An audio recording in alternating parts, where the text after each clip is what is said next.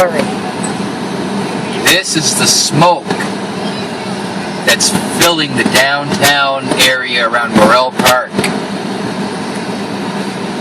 They just set off hundreds of fireworks. You can barely see anything. To our left, nice white limo.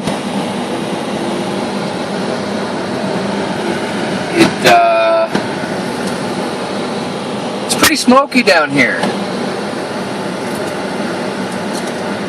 We missed about 20 minutes of it trying to get here after we heard the big bang at the house. Sulfur is in the air.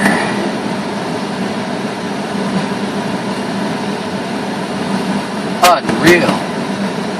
There's a big freaking police fire truck up there. Okay, I can't see anything. That's what the